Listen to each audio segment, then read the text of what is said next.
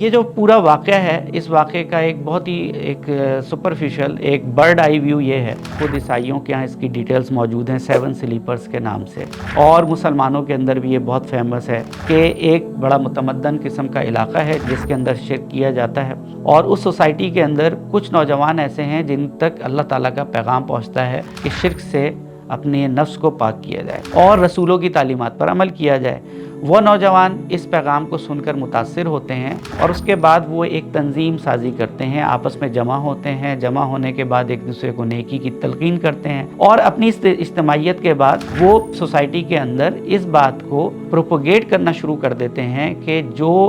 دین practice کیا جا رہا ہے ان کی بنیادیں غلط ہیں۔ وہ کوشش کرتے ہیں کہ اپنی سوسائٹی میں، اپنے خاندان کے اندر اسی دعوت کو عام کیا جائے اور لوگوں کو یہ بات پہنچانے کی کوشش کی جائے حتی الامکان کہ جن نظریات پر وہ اپنی زندگی گزار رہے ہیں وہ نظریات ٹھیک نہیں ہیں۔ وہ اپنی کوشش شروع کرتے ہیں اپنے خاندان سے، اپنے رشتہ داروں سے، اور پھر معاشرے کے بااثر افراد تک یہ بات پہنچتی ہے اور بالآخر ان کے اوپر معاملات سخت ہونا شروع ہو جاتے ہیں، یہاں تک کہ اپنے فیملی والے چھوڑ دیتے ہیں اور گورنمنٹ لیول کے اوپر ان کے خلاف اہتمام ہونا شروع ہو جاتا ہے کہ کسی طرح ان کو اس کام سے باز رکھا جائے۔ وہ نوجوان وہاں سے نکلتے ہیں اور کسی دوسرے ملک میں ہجرت کرنے کی خاطر راستے میں ایک غار کے اندر پناہ لیتے ہیں۔ غار کے اندر جا کے وہ کچھ دیر کے لیے آرام کی غرض سے لیٹتے ہیں، اور جب وہ اٹھتے ہیں اور اپنے ساتھی کو کھانا لینے کے لیے بازار بھیجتے ہیں، ان کے پاس جو سکے ہیں وہ اسی وقت کے ہیں جب وہ اپنے گھر سے نکلے تھے۔ تو جب وہ ساتھی اس علاقے میں پہنچتا ہے کھانا لینے کے لیے تو اس کو معلوم ہوتا ہے کہ بھئی صدیاں گزر چکی ہیں، اور جس حال میں، جس غار میں وہ سو رہے تھے اس پہ کوئی لگ بھگ 300 سال جو ہے وہ گزر چکے ہیں، کچھ کم یا زیادہ۔ اللہ تعالیٰ نے ان کی اس جو کوشش تھی اس کو قبول کیا ہے اور ان کو انسانوں کے شر سے محفوظ رکھا ہے۔ یہ واقعہ وہاں پہ مشہور ہو جاتا ہے، اور اس کے بعد جو اصحاب کہف ہیں وہ واپس آتے ہیں اور شہر کے جو اولو الامر ہیں وہ وہاں غار پہنچتے ہیں، حقیقت جانتے ہیں، اور اس کے بعد اللہ پر ان کا ایمان مستحکم ہو جاتا ہے، شرک سے باز آ جاتی ہے قوم، اور اس کے ساتھ ہی ساتھ یہ جو اصحاب کہف ہیں اللہ تعالیٰ ان کی روحیں قبض کر لیتے ہیں اور وہاں پہ ان کا انتقال ہو جاتا ہے۔ جو پیغامات ایز اے پروفیشنل میں نے اس پورے واقعے سے ڈیرائیو کیے اپنی زندگی کے اندر، اور اس پہ میں کوشش بھی کرتا ہوں کہ میں اس پہ عمل بھی کروں اور دوسرے تک بھی یہ پیغام پہنچاؤں، اس میں جو سب سے پہلا میسیج ہے وہ یہ ہے کہ اس پوری کائنات کا بنانے والا ایک ہے، اور وہ ہے اللہ تعالیٰ، اور اس پر ایمان رکھے بغیر میری زندگی بامقصد نہیں ہو سکتی۔ اگر میں نے زندگی کا کوئی مقصد پانا ہے تو اس میں اللہ پر ایمان اس کا پہلا سٹیپ ہے۔ وہ خدا جو ایک ہے، وہ خدا جس کو ہم اللہ تعالیٰ کے نام سے اور اس کے 99 ناموں سے جانتے ہیں، اس خدا تعالیٰ کی معرفت کے بغیر زندگی ایک صحرا کی طرح ایک خشک ہے۔ اس کے اندر بظاہر جو چکا چوند ہے وہ وقتی طور پہ تو متاثر کر سکتی ہے، لیکن انسان کے دل کو سکون نہیں دے سکتی، اس کے خیالات کو مثبت نہیں کر سکتی۔ لہٰذا یہ پہلا پیغام ہے کہ خدا کی ذات کے بغیر انسان کی اپنی ذات بالکل نامکمل ہے۔ دوسری بات یہ کہ یہ پیغام جو میں نے ریسیو کیا ایز اے مسلم یا ایز اے انسان، ایک انسان کے طور پر، وہ جب تک قابل عمل یا زیادہ پر اثر نہیں ہو سکتا جب تک میرا ساتھ دینے والے لوگ موجود نہ ہوں۔ لہٰذا خدا کا تصور دل میں لیے بیٹھ کر کسی جگہ پہ خانقاہ میں بیٹھ کر اگر میں پوری دن اور رات اللہ کی عبادت کرتا رہوں تو ہو سکتا ہے کسی حد تک میرا نفس مطمئن ہو جائے، لیکن جو میں چاہتا ہوں، جو میری زندگی کا مقصد ہے، وہ کبھی بھی پورا نہیں ہو سکتا۔ لہٰذا ضروری ہے کہ میرے کچھ ساتھی ہوں، میرے کچھ رشتہ دار ہوں۔ تیسری چیز جو مجھے اس میں سمجھ میں آتی ہے وہ یہ ہے کہ صرف لوگوں کو جمع کرنا ضروری نہیں ہے، بلکہ ان کے ساتھ تنظیم سازی ہونا بھی ضروری ہے۔ تنظیم کا مطلب کوئی سیاسی پارٹی بھی ہو سکتا ہے۔ چوتھا پیغام یہ ہے کہ ہر نئی سوچ اور ہر نئے نیک کام کو کرنے میں عام طور پر انسانی رویے رکاوٹیں کھڑی کرتے ہیں۔ یہ رکاوٹیں انفرادی سطح سے لے کے اجتماعی سطح تک جا سکتی ہیں، لیکن ایک اچھے انسان کا، ایک اچھے کردار کا کام کیا ہے؟ وہ کام یہی ہے کہ وہ اگر جس چیز کو حق تسلیم کرتا ہے، سچ تسلیم کرتا ہے، صحیح تسلیم کرتا ہے، وہ اس کو ان پرنسپل اڈاپٹ کیے رہے۔ ایسا نہیں ہے کہ وہ لوگوں کی تھوڑی بہت مخالفت کے بعد اپنے خیالاتی تبدیل کر بیٹھے، تو اس کو پھر ہم استقامت نہیں کہتے۔ اس کا مطلب یہ ہے کہ جدھر کی ہوا چل رہی ہے ہم بھی اسی طرف جا رہے ہیں۔ پانچواں پیغام جو مجھے سمجھ میں آیا وہ یہ کہ اپنی بات پہنچانی ضرور چاہیے۔ ایسا نہیں ہے کہ اگر مخالفت ہو تو ہم ڈر کے کوئی بات ہی نہ کر سکیں، یہ انبیاء علیہ السلام کی بھی سنت ہے، تو یقیناً اپنی بات کر کے رہتے ہیں، اور اللہ تعالیٰ دلوں کو وہ سکون اور ہمت عطا فرما دیتے ہیں کہ جس کے بعد انسان اپنی بات کہنے کے قابل ہوتا ہے۔ لہٰذا یہ پانچواں پیغام کہ اپنی بات بہت اہتمام کے ساتھ، اچھے پیرائے میں، اچھی نصیحتی انداز میں جو آپ صحیح سمجھتے ہیں اس کو ان لوگوں تک پہنچائیں جو اس بات کو صحیح نہیں سمجھتے۔ چھٹا پیغام یہ کہ اللہ تعالیٰ کی زمین بہت وسیع ہے، جہاں کہیں آپ کو یہ لگے کہ آپ اس جھوٹ کو تسلیم نہیں کر سکتے، آپ کسی بری بات کو ٹالریٹ نہیں کر سکتے، اور آپ کو اچھی بات پتہ ہے اس کے اگینسٹ، اگر آپ اس کو ایکسیپٹ نہیں کر سکتے تو پھر آپ اس کو چینج کرنے کی کوشش کریں۔ غلط بات کو غلط کہنا امپورٹنٹ نہیں ہے جتنا غلط بات کے خلاف صحیح بات ہونا ضروری ہے۔ ساتواں پیغام جو میں نے ایز اے پروفیشنل اس واقعے سے سمجھا اور سیکھا وہ یہ تھا کہ جب آپ کسی صحیح بات کی طرف توجہ دلانا شروع کرتے ہیں اور آپ حق کی جانب چلنا شروع کرتے ہیں، جو قدرت کی تمام جو طاقتیں ہیں قدرت کی، وہ آپ کا ساتھ دینا شروع کر دیتی ہیں۔ یہاں تک کہ جانور آپ کا ساتھ دینا شروع کر دیتے ہیں، یہاں تک کہ غار آپ کا ساتھ دینا شروع کر دیتے ہیں، یہاں تک کہ جو انوائرمنٹ ہے وہ آپ کے حق میں تبدیل ہوتا چلا جاتا ہے، اور یہ اسپیشل ارینجمنٹ ہے جو کہ قدرت کی طرف سے کسی بھی حق پرست انسان کے لیے ہوتی ہے۔ مثلاً اصحاب کہف کا کتا جو ہے وہ ان کی حفاظت پر مامور ہو جاتا ہے، جو سورج کی روشنی ہے وہ ان کو تنگ نہیں کر رہی ہے، اسی طریقے سے جو آوازیں ہیں وہ دب گئی ہیں، اور وہ کیونکہ جب انسان سوتا ہے تو سب سے پہلے وہ آواز سن کر ہی اٹھتا ہے یا خواب دیکھ کر، تو نہ ان کو خواب آ رہے ہیں، نہ ان کو کوئی ایسی آوازیں سنائی دے رہی ہیں جس سے کہ ان کی آنکھ کھل جائے۔ اس کے علاوہ جو آٹھواں پیغام اس کے اندر ہے وہ یہ کہ کامیابی کسی دنیاوی کامیابی پہ نہیں ہے، بلکہ کامیابی تو دراصل وہ کامیابی ہے جس کو اللہ تعالیٰ کامیاب قرار دے اور آخرت کے اندر کامیاب انسان کے طور پر انسان ڈکلیئر ہو جائے۔ یہ وہ آٹھواں پیغام ہے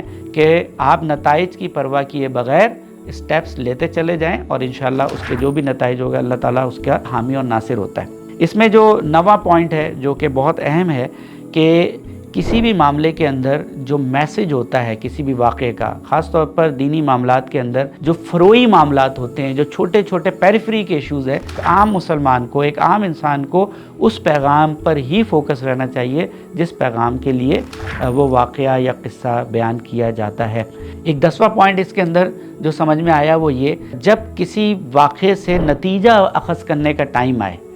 تو اس واقعے کے نتائج بھی مختلف انسان اپنے حالات اور واقعات اور اپنے زندگی کے نظریے کے اعتبار سے مختلف پرسیو کر سکتے ہیں۔ انسانی رویے مختلف بیک گراؤنڈز کی وجہ سے کسی بھی واقعے کا مختلف نتیجہ اخذ کر سکتے ہیں۔ 10 پیغامات جو میں نے آپ کے سامنے بیان کیے ہیں ان سب کا لب لباب یہی ہے کہ سچ اور حق کے راستے میں ثابت قدمی کے ساتھ انسان کو چلتے رہنا چاہیے، لوگوں کو ساتھ ملانا چاہیے، آگے بڑھنا چاہیے، تبدیلی کی کوشش کرنی چاہیے۔ اگر تبدیل نہیں کر سکتے تو دوسری جگہوں پہ جا کے ٹرائی کرنا چاہیے، دوسرے لوگوں کو ساتھ ملانے کی کوشش کرنی چاہیے، چاہے وہ آپ کی جاب ہو وہاں پہ بھی یہی رویہ، گھر ہو وہاں پہ بھی یہی رویہ، سیاست ہو وہاں پہ بھی، سماج کے اندر معاملات ہیں وہاں پہ بھی، ہر جگہ پہ اگر آپ ان پرنسپل ہم سب اس رویے کو اختیار کریں تو معاشرے میں ایک بہت بڑی تبدیلی آنے کے امکانات ہیں۔ اور یہ اس واقعے کو بار بار ہر جمعے کو پڑھنے سے،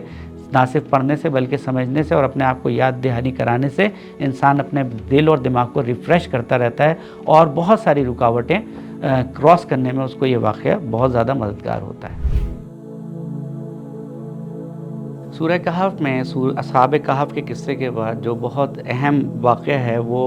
باغ والے کا ہے۔ ایک ایسا شخص جس کے پاس 2 باغ ہیں اور ایک اس کا پڑوسی ہے جو کہ غریب ہے، اور دونوں باغ جو ہے وافر مقدار میں ثمر پروڈیوس کرتے ہیں۔ اس کے اندر پانی کا ایک بہت اچھا انتظام ہے، وسیع اور عریض علاقہ ہے، اور وہ شخص بہت ہی مالدار شخص کے طور پر دکھایا گیا ہے جس کے پاس اپنی زمین ہے، باغ ہیں، پانی ہے، فضا ہے، اپنی اولاد ہے، اور خصوصاً اس کے پاس اولادوں میں لڑکوں کی بھی ایک تعداد موجود ہے۔ یہ شخص اپنا ایک دوست بھی رکھتا ہے جیسا کہ ہم میں سے ہر ایک شخص رکھتا ہے، اور وہ شخص اتفاقاً اس کا پڑوسی بھی ہے۔ دونوں ایک دوسرے سے اکثر ملتے بھی ہیں اور آپس میں باتیں بھی کرتے ہیں۔ یہ جو اس کا دوست ہے وہ نسبتاً غریب ہے اور اس کے پاس کوئی بہت زیادہ مال و متاع موجود نہیں ہے۔ فرق یہ ہے کہ یہ شخص جو کہ پہلا مالدار ہے یہ اللہ پر شاید ایمان رکھتا ہے، آخرت پر بھی شاید ایمان رکھتا ہے، لیکن اس کا ایمان متزلزل ہے، اس کا ایمان یقینی نہیں ہے، کمزور ہے۔ اور جو شخص اس کا دوست ہے اس کا اللہ پر ایک پختہ ایمان ہے، ایمان کامل جس کو کہتے ہیں۔ یہ دونوں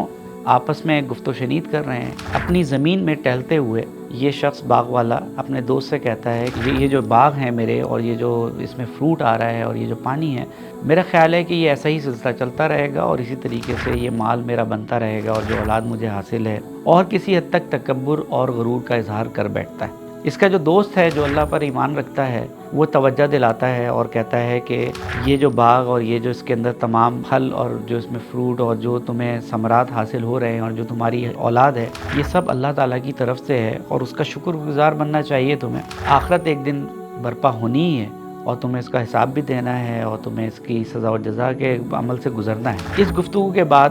ایک آندھی آتی ہے، یہ جو باغ والا ہے اس کا پورا باغ جو ہے تباہ ہو جاتا ہے. اس باغ کے تباہ ہونے کے بعد یہ باغ والا شخص ہاتھ ملتا رہ جاتا ہے اور بڑے حسرت سے یہ بات کہتا ہے کہ کاش میں نے اللہ تعالیٰ کے ساتھ شرک نہ کیا ہوتا. اور اللہ تعالیٰ آخر میں یہ بات بیان کرتے ہیں کہ اس واقعے سے یہ ثابت ہوا کہ تمام تر امور کا انجام اللہ تعالیٰ کے ہاتھ میں ہے اور نتیجہ وہ بہترین ہے جو کہ اللہ تعالیٰ اس دنیا میں دکھائے اور آخرت میں دکھائے. یہ ایک مختصر قصہ ہے اور بہت ہی شارٹ قصے کے اندر اللہ تعالیٰ نے ایک بہت بڑا میسج اس کے اندر دیا ہے انسانوں کو بھی اور خصوصاً مسلمانوں کو بھی. جو اس پورے قصے کا اگر ہم مرکزی خیال کہیں تو وہ شرک بالاسباب ہے. شرک کی وہ قسم تو ہم سب کو پتہ ہے جس کے اندر کوئی شخص بدقسمتی سے کسی ہاتھوں سے بنائے ہوئے بت کے آگے سجدہ ریز ہو جاتا ہے، اس کو خدا کا درجہ دیتا ہے یا خدائی میں کچھ اختیار دیتا ہے. یہ شرک کی بدترین فارم ہے. لیکن ایک شرک کا ایسا بھی درجہ ہے جو کہ اس واقعے سے ہمیں پتہ چلتا ہے اور وہ بہت ہی خفی ہے، وہ بہت چھپا ہوا ہے اور اس کا اظہار ہم لوگوں سے اکثر ہو جاتا ہے، اور وہ ہے شرک بالاسباب. یعنی اللہ تعالیٰ کی بنائی ہوئی چیزوں کو، اللہ تعالیٰ کی دی ہوئی طاقتوں کو، اللہ تعالیٰ کی جانب سے ملنے والے علم کو حتمی طاقت، فیصلہ کن طاقت قرار دے لینا، زبان سے نہیں اپنے ذہن سے. یہ ایک ایسا شرک ہے جس میں مسلمانوں کی اکثریت کبھی نہ کبھی اپنے ایمان کی کمزوری کی وجہ سے ہم سب سمیت گرفتار ہوتی ہے. ہم سب کا یقین ہے کہ آج جو عالمی طاقتیں ہیں یہ لازوال ہیں. اگر کوئی ایٹم بم ہے اس کی جو طاقت ہے وہی الٹیمیٹ ایک فیصلہ ساز قوت ہے. فلانا ملک کی فوج بہت قوی ہے، فلانا علاج حتمی علاج ہے، فلانا انفارمیشن جو کسی سورس سے آ رہی ہے وہی حتمی انفارمیشن ہے. اور اسی طرح آپ زندگی کے تمام دائروں کے اندر یہ رویہ ہم انسانوں کا اور مسلمانوں کا دیکھ سکتے ہیں کہ وہ چیزوں کو حتمی سمجھ لیتے ہیں، وہ چیزوں پر حتمی سمجھ کر انحصار کرنا شروع کر دیتے ہیں کہ اس جہاز میں اگر میں بیٹھا ہوں تو اس جہاز نے اب امریکہ میں اترنا ہی اترنا ہے. جہاز کی جو قوت ہے یہ لازوال ہے، یہ کیونکہ ریسرچ بیسڈ پروڈکٹ ہے، یہ ہر حال میں مجھے وہاں تک پہنچا دے گا جہاں تک اس کی منزل ہے. اللہ کی ذات اور اللہ تعالیٰ کی طرف سے ملنے والی قوت جو اس جہاز کے اندر ہے اس پہ سے ہمارا بلیف جو ہے وہ وقتی طور پہ کم ہو جاتا ہے. اس واقعے کا جو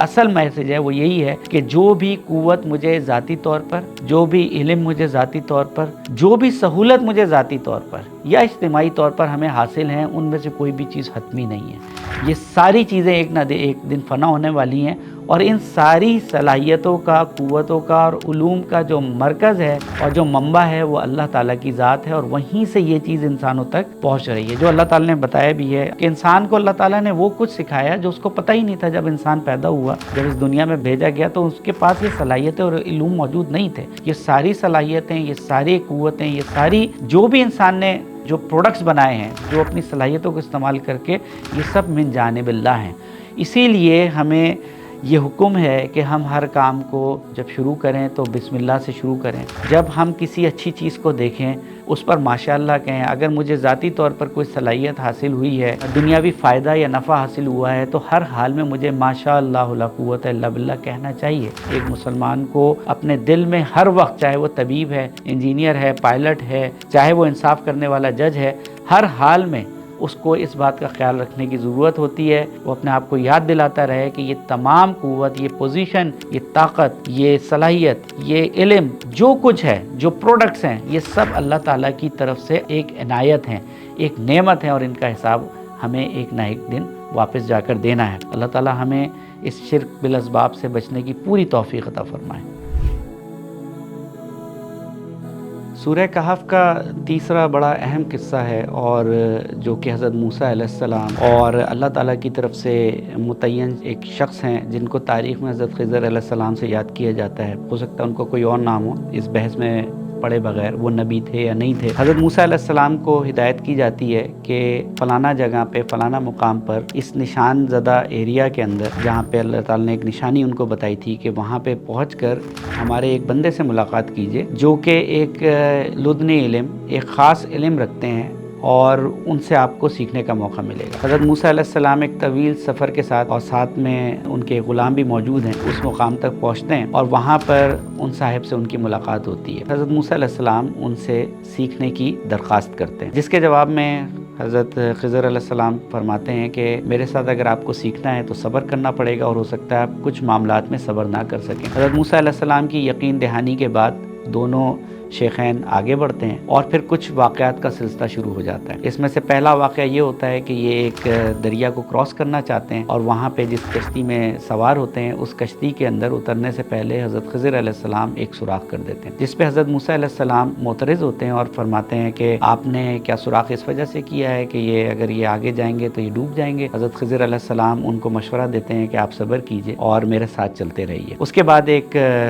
لڑکے سے ملاقات ہوتی ہے اور اس لڑکے کو قتل کر دیا جاتا ہے۔ حضرت موسیٰ علیہ السلام کا پھر اعتراض سامنے آتا ہے اور وہ پھر حضرت خضر علیہ السلام سے نسبتاً اظہار کرتے ہیں تھوڑی سی ناراضگی کا بھی۔ لڑکے کا تو بظاہر کوئی قصور نظر نہیں آ رہا لیکن پھر بھی اس کو قتل کر دیا گیا، تو ایسی کیا وجہ تھی جس کے باعث اس کی زندگی لے لی گئی۔ تو حضرت خضر علیہ السلام پھر ان کو یہی مشورہ دیتے ہیں کہ آپ جو ہے وہ صبر سے کام لیجئے، اور پہلے ہی بتایا گیا تھا کہ ہو سکتا ہے کہ آپ بعض معاملات میں صبر نہ کر سکیں۔ حضرت موسیٰ علیہ السلام وعدہ کرتے ہیں کہ اب اگر سوال کرنا بھی پڑا مجھے تو پھر ہماری راہیں جدا ہو جائیں گی اور کوشش میں کروں گا کہ میں سوال نہ کروں۔ اس کے بعد پھر وہ ایک گاؤں میں پہنچتے ہیں، وہاں پہ گاؤں والوں کا رویہ بڑا سخت ہوتا ہے، نہ ان کی ضیافت کرتے ہیں اور سختی سے پیش آتے ہیں۔ حضرت خضر علیہ السلام وہاں پر ایک جگہ کی نشاندہی کرتے ہیں اور اس کے بعد یہ حضرات مل کر وہاں پر ایک دیوار کی تعمیر کرتے ہیں۔ حضرت موسیٰ علیہ السلام جو کہ پہلے سے ہی سوالات اپنے ذہن میں لیے ہوئے تھے، ان کو مزید اس میں اشکالات محسوس ہوتی ہیں اور وہ کہتے ہیں کہ یہ گاؤں والوں کا رویہ اتنا خراب ہے اور اس کے باوجود بھی آپ نے یہاں پہ آ کے ان کے لیے کوئی تعمیر کی ہے، تو یہ بات بھی ان کو سمجھ میں نہیں آ رہی۔ تو اس پر حضرت خضر علیہ السلام پھر فرماتے ہیں کہ یہاں تک کا ہمارا ساتھ تھا، آپ کے جو سوالات تھے وہ سارے جینوئن ہیں، ان سوالات کا میں آپ کو جواب دوں گا۔ حضرت خضر علیہ السلام حضرت موسیٰ علیہ السلام کو بتاتے ہیں جو کشتی تھی وہ کشتی غریبوں کی تھی، مساکین کی تھی جو مچھلیاں پکڑتے تھے، اور اسی دریا کے دوسری طرف ایک ایسا جاگیردار موجود ہے جو ہر اچھی کشتی کو اپنے قبضے میں لے لیتا ہے۔ حضرت خضر علیہ السلام کا یہ عمل کہ اس میں ایک ایپ پیدا کر دیا، اس کشتی کو اس غاصب کے شر سے بچا لے گی اور یہ کشتی ان مساکین کے ہاتھ میں ہی رہے گی اور یہ اپنا کاروبار اس طریقے سے کرتے رہیں گے۔ دوسرا جو لڑکا تھا اس کا معاملہ یہ تھا کہ اس کے والدین مومن تھے، اللہ پر ایمان رکھتے تھے، اور ایسا محسوس ہوتا تھا کہ یہ لڑکا جس وقت اپنی جوانی کو پہنچے گا تو یہ مجبور کر دے گا اپنے مومن والدین کو کہ وہ کفر میں مبتلا ہو جائیں، اور قدرت کو یہ چیز منظور نہیں تھی، لہٰذا اس بچے کو بڑا ہونے سے پہلے اس دنیا سے رخصت کر دیا گیا۔ یہ وہ حکمت تھی جو کہ حضرت خضر علیہ السلام نے حضرت موسیٰ علیہ السلام کو اس لڑکے کے قتل کے تناظر میں بیان کی۔ تیسری حکمت حضرت خضر علیہ السلام نے جو دیوار بنائی گئی اس کی یہ بیان کی کہ یہ گاؤں ہے اور اس کے قریب جو شہر ہے اس شہر میں 2 غلام لڑکے رہتے ہیں، وہ ابھی نوعمر ہیں اور ان کا باپ فوت ہو چکا ہے، لیکن فوت ہونے سے پہلے اپنی اولاد کے لیے کچھ سرمایہ، کچھ زیورات، کچھ ایسٹس اس زمین میں جو کہ گاؤں میں موجود ہے دفن کر دی تھی، اور ان ایسٹس کی ایک نشانی کے طور پر ایک دیوار بنائی تھی، اور اس خاندان کو یہ بات پتہ ہے کہ یہ بچے جب بڑے ہوں گے تو اس دیوار کو دیکھ کر اپنے ایسٹس وہاں سے نکال لیں گے، لیکن دیوار گر چکی ہے تو نشانی مٹ رہی تھی، اگر یہ نشانی مٹ جاتی تو یہ یتیم بچے بڑے ہو کے اس سرمایہ سے فائدہ نہیں اٹھا سکتے تھے، لہٰذا یہ انتظام کر دیا گیا کہ ایک نئی دیوار وہاں پہ تعمیر کر دی گئی، باوجود اس کے کہ جو گاؤں والے ہیں ان کا رویہ اچھا نہیں تھا، لیکن ہمیں یہ کام کرنا تھا کیونکہ اس میں اللہ تعالیٰ کی حکمت پوشیدہ تھی۔ یہ 3 پے در پہ جو واقعات ہوئے اور ان کی جو حکمتیں سامنے آئی ہیں، یہ ایک عام مسلمان کو سمجھنے میں بہت مشکل نہیں ہے، جس کا میسج ہے وہ بڑا اسٹرانگ ہے، اور وہ یہ ہے کہ اس دنیا میں جتنے بھی واقعات ہو رہے ہیں، چاہے وہ ہمیں اچھے لگیں چاہے برے لگیں، چاہے وہ ہمارے حق میں ہوں یا ہمارے مخالفت میں ہوں، ان کا نتیجہ بظاہر بظاہر نقصان کی صورت میں آ رہا ہو یا نتیجہ بظاہر فائدے کی صورت میں آ رہا ہو، اس سب کے پیچھے ایک اللہ تعالیٰ کا پلان ہے جو کار فرما ہے۔ جو جانور ہمیں ناپسند ہے، ہو سکتا ہے اللہ تعالیٰ نے اس سے کتنی بھلائیاں لینی ہوں۔ گندا پانی بہتا ہوا ہمیں نظر آ رہا ہے، ہو سکتا ہے اس نے کتنے ہی پودوں کو سرفراز کرنا ہو۔ جو چیزیں ہمارے سامنے کسی انسان کے اندر کم نظر آ رہی ہیں، ہو سکتا ہے اللہ تعالیٰ نے اس کو کتنی دیگر صلاحیتیں دی ہوں۔ ہو سکتا ہے کسی قوم کے اندر بظاہر کوئی خرابی ہو، لیکن اسی قوم کے اندر بہت ساری اچھی صلاحیتیں بھی موجود ہوں۔ ہو سکتا ہے میرا ایک ممکنہ سفر وہ ممکن نہ ہو سکا، ہو سکتا ہے اللہ تعالیٰ نے اس کو نہ ہونے کے اندر کتنی بڑی میری سیفٹی رکھی ہو سکتا ہے ایک جاب میرے لیے بند ہو گئی ہو جس کے دروازے اللہ تعالیٰ نے اس سے 10 گنا بہتر جاب میرے لیے مستقبل میں رکھی ہو۔ ہر ایک شخص، ہر ایک جانور، ہر ایک پودا، ہر ایک واقعہ اللہ تعالیٰ کے ایک پلان کے مطابق اس دنیا کے اندر ہو رہا ہے۔ اس کا ہرگز مطلب یہ نہیں ہے کہ ہم مسلمان ہاتھ پر ہاتھ دھرے یہ سوچتے رہیں کہ آخر دنیا میں بھلائی کب پنپے گی، دنیا میں اچھا نظام کب آئے گا، دنیا میں ناانصافیاں کب ختم ہوں گی، دنیا میں عدل کب قائم ہوگا۔ اس کا ہرگز یہ مطلب نہیں ہے۔ واقعے کو بیان کرنے کا مقصد ہی یہ ہے کہ انسان اپنی پوری قوت کے ساتھ بھلائی کی طرف بڑھے، اور جو آزمائشیں آ رہی ہیں، جو تکالیف آ رہی ہیں، ان کو اللہ کی طرف سے ایک آزمائش سمجھ کے ان کو گزرتا چلا جائے اور اللہ کی راہ میں سفر طے کرتا چلا جائے۔ سورہ کہف کا چوتھا اور ایک اور بہت اہم واقعہ حضرت ذوالقرنین علیہ السلام کا ہے۔ اس بات سے قطع نظر کہ حضرت ذوالقرنین علیہ السلام نبی تھے یا ایک عام جنگجو مجاہد تھے، واقعہ بہت اہم ہے کہ حضرت ذوالقرنین علیہ السلام جنگی مہمات کرتے ہیں۔ پہلے مغرب کی طرف کرتے ہیں، فتح کرتے چلے جاتے ہیں زمین کا ایک بڑا علاقہ، اور پھر مشرق کی طرف فتوحات کا سلسلہ جاری رہتا ہے، اور دونوں حدود کے درمیان پھر وہ شمال کی طرف موو کرتے ہیں، اور وہاں پر پہاڑی دروں کے درمیان ان کو ایک ایسی قوم سے واسطہ پڑتا ہے جو ایک دوسری قوم یاجوج و ماجوج کے ظلم اور ستم کا شکار بن رہی ہے۔ حضرت ذوالقرنین علیہ السلام اپنی قوت کے ذریعے، جو کہ ان کے پاس سیاسی قوت بھی تھی، افرادی قوت بھی تھی، اور ان کے پاس مال و متاع بھی تھا، اس کے ذریعے اس قوم میں جو کہ مظلوم تھی اور جو ظالم قوم یاجوج و ماجوج کے درمیان ایک بہت بلند اور مضبوط قسم کی دیوار قائم کر دیتے ہیں، اور اس دیوار کو یاجوج و ماجوج نہ کراس کر سکتے ہیں، نہ اس کو توڑ سکتے ہیں، اور اس طریقے سے ظلم کو ایک جگہ پہ محدود کر دیا جاتا ہے اور مظلوم کی مدد کی جاتی ہے۔ یہ پورا واقعہ کچھ تفصیل کے ساتھ سورہ کہف کے اندر بیان کیا گیا ہے، باقی قرآن مجید میں کسی اور جگہ پر اس واقعے کی تفصیلات موجود نہیں ہیں۔ قطع نظر اس سے کہ مغرب کا وہ کون سا سمندر تھا جہاں حضرت ذوالقرنین پہنچے، اور مشرق کی وہ کون سی سرحد تھی جہاں پہ سورج جو ہے وہ طلوع ہوتا تھا اور کوئی اوٹ نہیں تھی سورج کی، کوئی سائے کی جگہ نہیں تھی وغیرہ، ان فروعی تفصیلات سے ہٹ کر اس کا جو میسج ہے وہ بڑا اسٹرانگ ہے، اور وہ یہ ہے کہ جب بھی انسان کو اقتدار حاصل ہو، جب بھی ہمیں کوئی طاقت، کوئی پوزیشن، کوئی ذمہ داری ملے، اس کا استعمال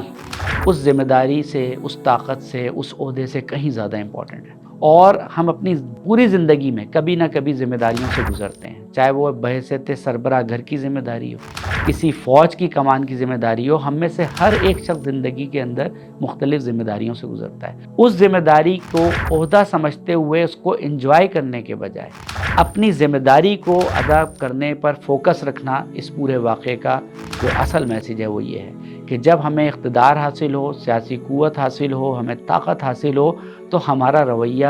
مظلوم کے ساتھ کیسا ہونا چاہیے؟ کیا ہمیں طاقت کے نشے کا شکار ہو جانا چاہیے؟ کیا ہم بھی اسی طاقت کے نشے میں بہتے چلے جائیں؟ کیا ہم بھی وہی بیہیویئر رکھیں جو ایک مغرور شخص کا ہوتا ہے، جو ایک مغرور کلچر کا ہوتا ہے، کہ وہ کبھی بھی مظلوم کا ساتھ نہیں دیتی، وہ ہمیشہ ظالم بن کر سامنے آتی ہے؟ لہٰذا اس واقعے کے اندر حضرت ذوالقرنین علیہ السلام کا جو کریکٹر بیان کیا گیا ہے وہ اس طرح کا ہے کہ جو اصول پسند ہے، جو عدل پسند ہے، اور اس اقتدار کو جو ان کو اللہ تعالیٰ کی طرف سے حاصل ہوا ہے، اس اقتدار کو بجائے غرور اور تکبر کے وہ اللہ کی طرف منسوب کرتے ہیں، اور اس اقتدار کو مظلوم کا ساتھ دینے اور مظلوم اور ظالم کے ظلم کو ختم کرنے کے لیے استعمال کرتے ہیں۔ حتیٰ کہ جو قوم ہے، جو مظلوم قوم ہے، وہ ان کو آفر بھی کرتی ہے کہ کچھ ہم رقم آپ کو دیتے ہیں، کچھ ٹیکسز ادا کر دیتے ہیں کہ آپ ان ظالمین سے ہماری مدد فرما دیجئے، ان سے چھٹکارا ہو جائے۔ لیکن حضرت ذوالقرنین علیہ السلام ان کی یہ آفر بھی قبول نہیں کرتے، اور وہ کہتے ہیں ما مکنی فی بخیر، کہ جو کچھ اللہ تعالیٰ نے مجھے دیا ہے اس دنیا کے اندر وہ اتنا کافی ہے کہ میں کسی مظلوم کے ساتھ کھڑے ہو سکوں، میں کسی مظلوم کی حمایت کر سکوں، کسی ظالم کو اس کے ظلم سے روک سکوں، یہ کافی ہے، اور اس کے لیے میرا سیاسی اقتدار اور میری جو فوج ہے وہ بھرپور طریقے سے مظلوم کا ساتھ دے گی۔ وہ مظلوم کو بھی آگے بڑھنے کی نصیحت کرتے ہیں اور کہتے ہیں کہ تم اگر مظلوم ہو تو کم سے کم افرادی قوت کے ساتھ ہماری مدد کرو تاکہ ہم تمہیں ان ظالمین کے ظلم سے بچا سکیں۔ یہ ہے اس واقعے کا اصل میسیج جو حضرت ذوالقرنین علیہ السلام کے واقعے کے اندر بیان کیا گیا ہے۔ اس واقعے کے اندر اقتدار کی شدید آزمائش کا ذکر کیا گیا ہے کہ کسی بھی لیول کے اوپر کسی بھی شخص کو کوئی ذمہ داری ملے، عہدہ ملے اور وہ اس پہ فائز ہو تو اس کا کیا عمل ہونا چاہیے، اس عمل کا اظہار کیسے ہونا چاہیے، اور اس عمل کے اظہار کے بعد اس کے نتائج کیسے ہونے چاہیے۔ صرف عہدے کو انجوائے کرنا، صرف کسی اقتدار کے مزے لوٹنا ہرگز کسی مسلمان اور کسی انسان کو زیب نہیں دیتا۔ یہ انسان کی فطرت کے خلاف ہے کہ وہ ظلم کا ساتھ دے اور مظلوم کی مدد نہ کرے۔ مظلوم کی مدد کرنا، حق بات کہنا، عدل کرنا، انصاف کا معاملہ کرنا اور انسانوں کے درمیان اچھا رویہ اختیار کرنا، چاہے کتنی انسان کے پاس طاقت آ جائے، یہ انسان کی اور مسلمان کی بنیادی خصوصیات میں شامل ہے، اور یہی وہ پیغام ہے جو کہ اس واقعے سے ہمیں حاصل ہوتا ہے۔